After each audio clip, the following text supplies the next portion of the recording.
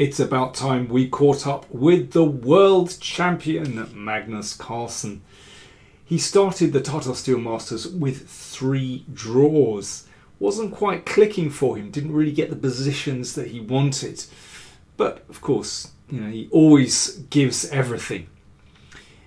In the 4th round, he played Jorn van Foreest from the Netherlands.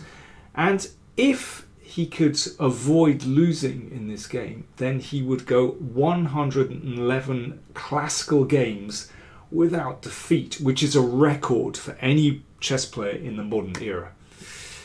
Now, of course, Magnus likes records. He's said this himself, but I don't think it really changes his attitude in the game. But let's see what happened. So, Van Foreest with the white pieces.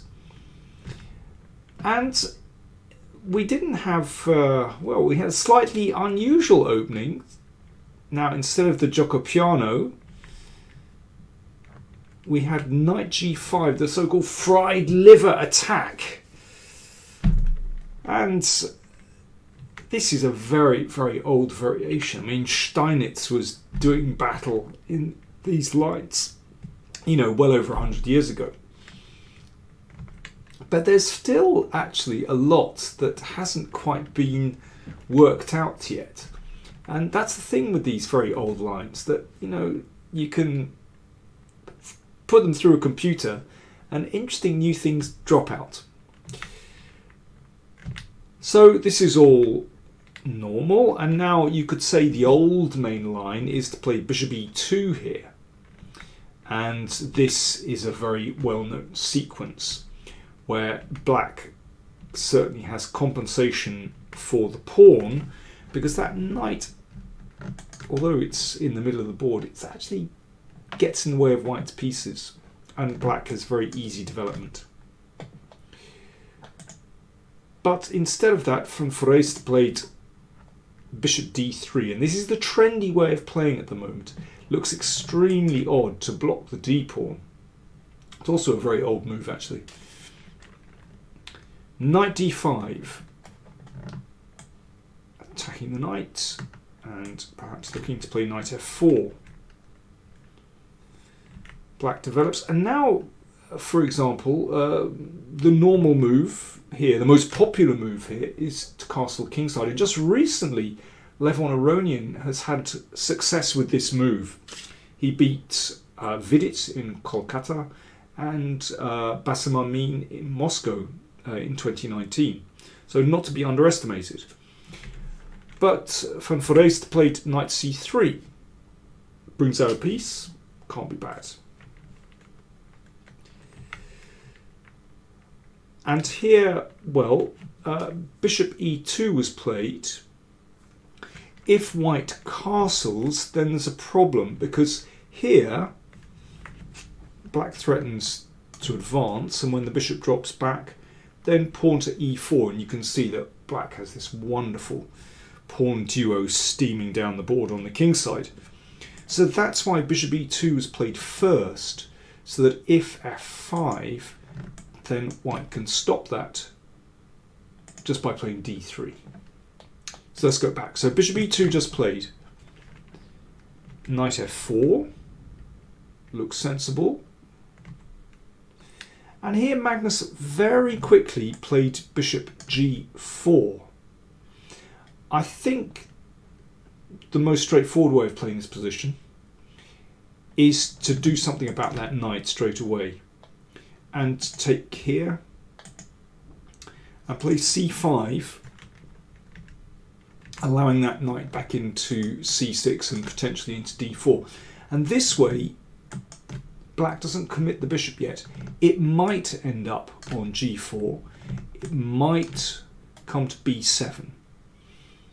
And in this position, yes, black is a pawn down, but, because black has very easy development and some space, definite compensation.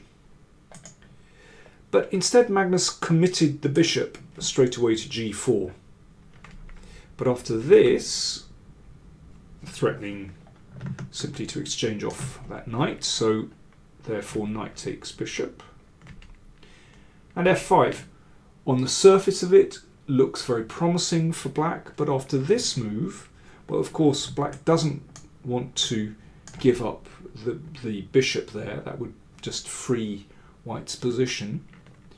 Bishop h5 still looks very dangerous because of this pin. But now g4 was played. This position has been seen before. Queen e3 was played. Looks a bit ugly. White got away with it, but doesn't look great. g4 is a big improvement. And funnily enough, online there was a tweet from a teammate of Magnus's, Johan Sebastian Christiansen, one of Norway's young grandmasters, who is seconding Jordan van Foreest in Vijkansé, and he basically said or he didn't quite say it explicitly, but he basically said as much as, yep, all our preparation. So here is the point, that it looks a bit funny to play g4, but with the knight coming here, white takes control over the e4 square. That's the point of knocking out the pawn on f5. This motif of advancing the g-pawn is very familiar to anyone that plays the Najdorf variation with black, where you play h6 and g5. It's so common. Positionally, a very strong idea. And also, of course, white wants to recapture here. Now, the downside is that white's king is a little bit shaky, but because white controls the e4 square, it shouldn't be too bad. And maybe more to the point, this knight on a5 is still in Siberia.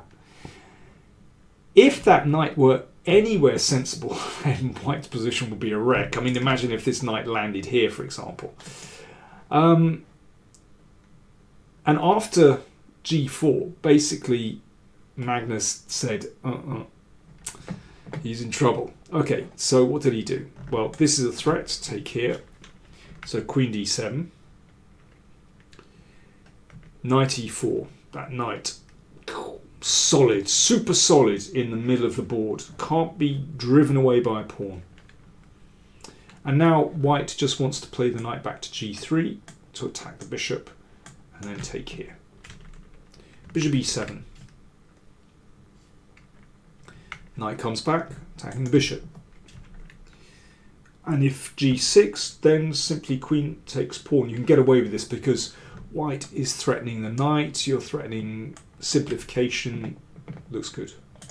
So after knight g3, bishop g6. And Magnus simply decided in this position to exchange queens and go for an endgame. I mean, white is so solid on the king side with these pieces packing out the king side and defending his king that actually, yeah, black doesn't have any attack there at all. So he exchanged queens, hoping that with the two bishops he could, find compensation for this pawn. But white is simply better. He's a pawn up and controls this square. So Magnus in trouble here. Now, he has managed to bring the knight back into the game. But white's got everything under control at the moment. And here, King G2 played. I just wonder whether it might have been an idea to prevent black from advancing with C4. I mean, maybe knight D2 is possible. Maybe B3 as well is an idea. King G2 still looks very promising for white.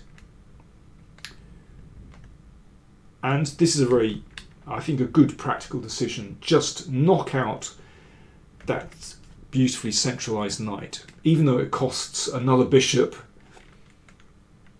F3, again, super solid, just reinforcing that knight. And here's an interesting moment. If black is allowed to double here, then obviously there's going to be great pressure on the c-file. So Van Foreest kind of takes the bull by the horns and forces black into a decision here. Black has to decide what to do about that pawn. Well, he doesn't want to close the c file. That would be awful. If he takes here, he's not gaining control over the open file like this, because white simply has rook c4 blocking. And if rook takes rook, well, either recapture is okay. I mean, I think this is the most solid because it just doesn't leave black with a lot of counterplay. White is still a pawn up. Can attack this guy. Looks very nice.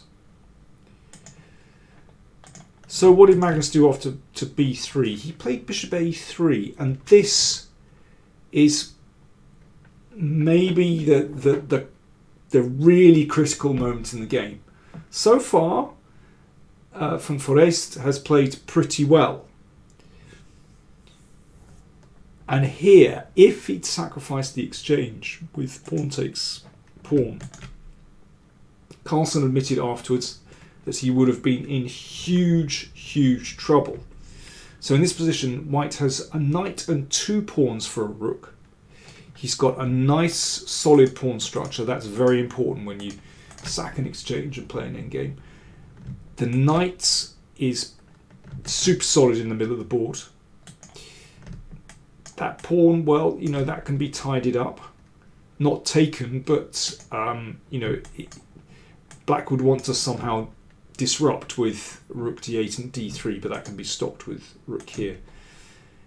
Basically, it's very hard for black to find counterplay. It's the kind of position that Magnus would absolutely love to play with white, but not a lot of fun to play with black. He thought he might have been lost here. It's actually not that clear. One idea is to do this and play rook g6 with the idea of just trying to loosen those pawns a little bit with h5. In fact, as I said, it's still not that clear, but that certainly would have been a big test for the world champion. Instead, Van Foreest, after about 4.5 minutes, he ducked the challenge. I'm amazed that he didn't actually consider that decision for longer. He obviously just had a gut feeling that he shouldn't do it. Carlsen exchange, but now, well, after bishop a3, with the rook moving away, he's definitely achieved something there because he can operate on this open file. And a5 is a nice follow-up because it could be useful at some moment to break up those pawns, bring this one over. And I mean, the move that white really wants to play here is to ram the f pawn up the board. But after f4, then the rook comes down, where we can see straight away what an effect it has with the rook active on the open file. I mean, the king doesn't want to step back. That pawn will drop on a2, and if here, then you can take and take on f4. This is the problem. So after a5, rook f2 played to cover the second rank, but now that bishop bounces onto a really nice diagonal. There are some juicy squares where that bishop could settle. And, you know, once that idea of rolling the f-pawn down the board has basically been nipped in the bud, then black should be okay here. For example, here, bishop e3 already looks fine. So after bishop c1, basically Van Foreest, I think at this moment decided, okay, I better make a draw. And he decided to simplify. So he played knight here. Of course, he wants to land the knight on this lovely square c4, but he gives up the d-pawn. But at least in this way, he's forcing exchanges. So rook takes bishop threatened. After the bishop comes here, well, not knight a5. Yes, white would take a pawn, but actually after this, the knight is a bit stranded and those bishops start to look very potent. But after bishop f4, knight e5 played. So it's forcing exchanges. Either black will have to give up this bishop or this one. Well, Carlsen chose to keep the bishop on f4, but simplifications and black should be absolutely fine here. It's possible just to take the knight and go into a rook and pawn endgame, but Carlsen keeps his bishop. And why not? Because that bishop looks fantastic on e3, particularly in combination with the rooks, and Carlsen is able to swing this rook down to hassle the king. Pawn taken, and well, if the knight gets back here, then white can start to think about playing for the advantage, but Carlsen is in time to hassle the king. Check, steps to the side, and the rook moves away again. And the threat is to take here,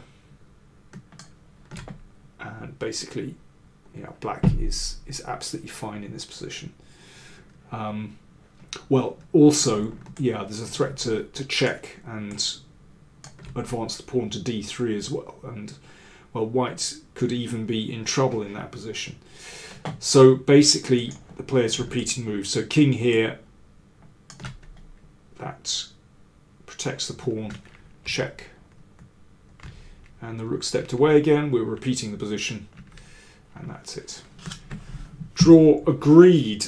So with that draw, Magnus Carlsen gets to 111 games without classical games without defeat. I mean, he said today, you know, about he's had 4 draws so far in the tournament. He said, "I'm saving bad positions every game. What's not to like?" But he admitted that he was in definite trouble. He said, "I was trying to bluff him a bit in the opening. I thought I'm getting this position with bishops and some initiative for a pawn. And then he went g4 and I'm lost." So there you go. Bit like yesterday, I thought I'd go for an endgame of pawn down, which is pretty sad. And then he played fairly well and he should have sacked the exchange. But after that, after he didn't do that, he was okay. So he said about this record, he said, "I consider my streak against elite opposition is at 109 games. He wants to discount a couple of games against weaker opposition. And against good opposition, it's 111. Well, I think we should count it as 111. You know, he's definitely surpassed others. Devyakov had 110 games, but you can't compare the opposition. If we look at the others, well, Ding had a streak of 100 games. Tal had a streak of 95 games and another one of 86 games. I mean, that's incredible from Tal. Capablanca, for example, was way down. His longest unbeaten streak in classical games was something like 60-something. So, Magnus Carlsen, I think particularly in this era where he's playing at such a high level, 111 games without defeat is pretty remarkable.